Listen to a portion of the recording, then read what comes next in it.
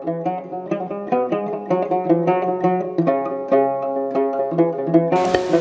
this, okay. I dedicate the merit of this effort to His Majesty the Fourth King of Bhutan, who deeply inspired me with his vision of gross national happiness. His Majesty the King of Bhutan, whose patronage made it possible for me to develop and introduce the Lost Continent model to the world. To Guru Rinpoche, whose wisdom teachings helped me to understand the correct view. To the government, religious, and secular people of Bhutan, who demonstrated GNH in action through their incredible compassion and generosity as I spent the last 10 years struggling to embrace the essence of this profound philosophy and way of being and apply it to do my small part to relieve the suffering and the causes of suffering. Tashidale. I'm Aine Carey. I'm the founder of the Bhutan Culture Company, and I'm here today to share with you how I applied GNH to create an award-winning integrated marketing campaign that changed the paradigm of business and democracy in the United States and proved out doing good is good business. The campaign was for Sprint Mobile, so hopefully this might follow. You did a great setup for me. Sprint Mobile is the fourth largest mobile network operator in the United States, with 54 million customers, and in 2016 their revenue was $32.18 billion. So this is not an insignificant corporation. The CEO of Sprint made a very brave decision, many brave decisions, but first to hire me, and then to trust me to help design and implement a new paradigm marketing campaign. Okay. So we'll get to what it was, but I'm going to share how I did it, and then you will see what I did. So so that's what I'm focusing right now, and you'll see the result of this. But what I did that was different, or how the intention and how we looked at it. Okay, so right now I think it's been clear that we've been talking about a dualistic paradigm, which I say is governed by judgment.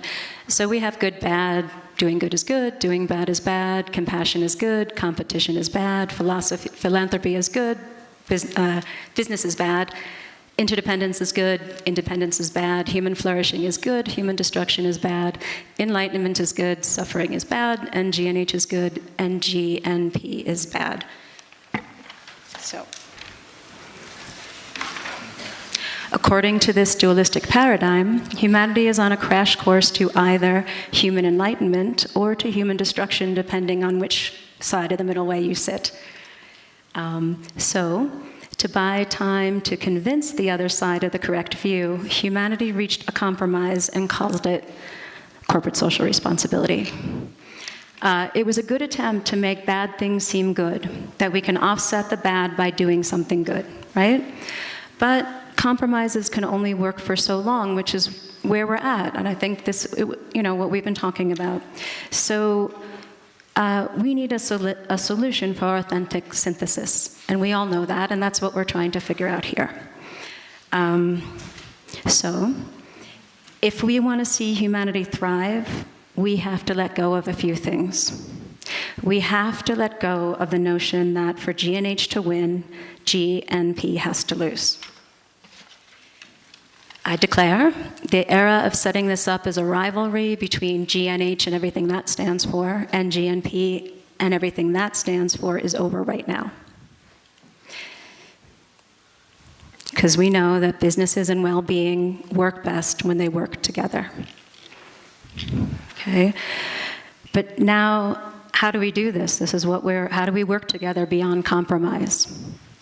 This is the elusive question that we're working on. And for me, the little kingdom of Bhutan has been demonstrating the answer to this question. I had the privilege to live here, to do business here, and to see GNH in action. And through this experience, I began to understand that the essence of GNH is compassion, or daya, maybe more accurately, which to me means not, I feel your suffering, or I want to alleviate your suffering, which is usually what compassion is understood as, but it's I am you. Not I feel you, not I feel sorry for you, not I want to alleviate your suffering, but I am you. I am you. So, yeah. And that concept is not a new age, feel good, hug, I am you, we are one. It's serious business. And if we applied this paradigm to business, we are going to look at the idea of a non-dualistic paradigm governed by compassion. So a concept of, and you can move this around, it's not linear. You can, replace any one of them. If the corporation suffers, the employees suffer. If the employees suffer, the customers suffer. If the customers suffer, the shareholders suffer, like that. Yeah? Okay. So we understand that the less suffering, the more happiness. So I came up with a formula, and applied it. And the formula is something, it is this. Awareness plus compassion gives rise to acceptance, which equals wisdom, which gives rise to skillful means, which results in correct action. Okay? And I applied that. This is the case study for the campaign and what we did.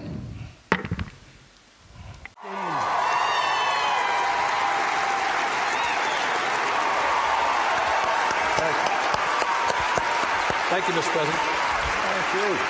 Part of my challenge since I've been president is trying to find ways in which our government can be a part of the positive change that's taking place and can help convene and catalyze folks in the private sector and the nonprofit sector to be part of the broader civic community in tackling some of our biggest challenges. We want to make sure that we're using big data, analytics, technology to make civic participation easier. Voters, increasing voting rates and making sure that people are informed about who they're voting for and why they're voting. Making sure that community organizations or activists are able to meet and help to shape our society in new ways. So the reason I'm here really is to recruit all of you.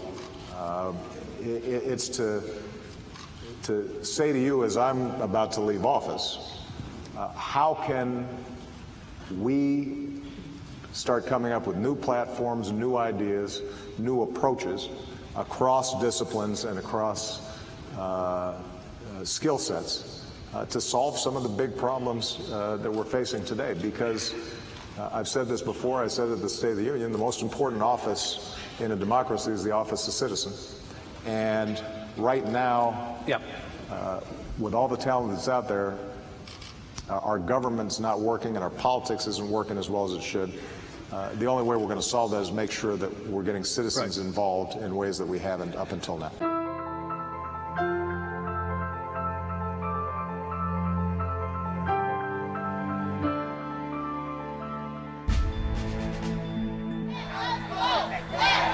There are complaints about the fewer number of polling places. The racially and economically oriented placement of polling sites is disgraceful. I spent 9 hours in a gym packed full of hundreds and hundreds of people. We're the only advanced democracy in the world that systematically put up barriers and make it as hard as possible for our citizens to vote.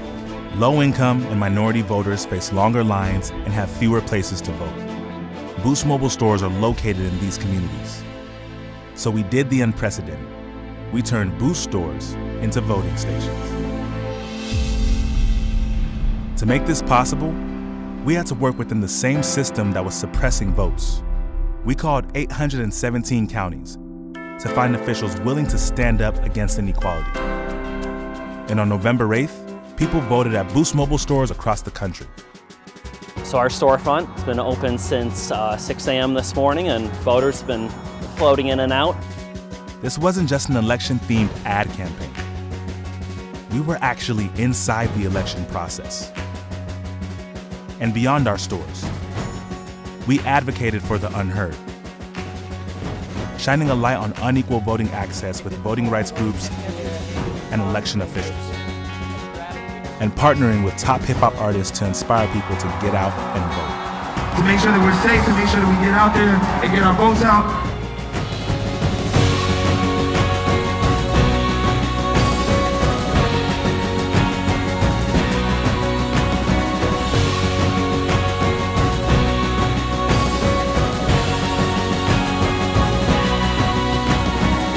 Everybody has a voice. Just let it be heard.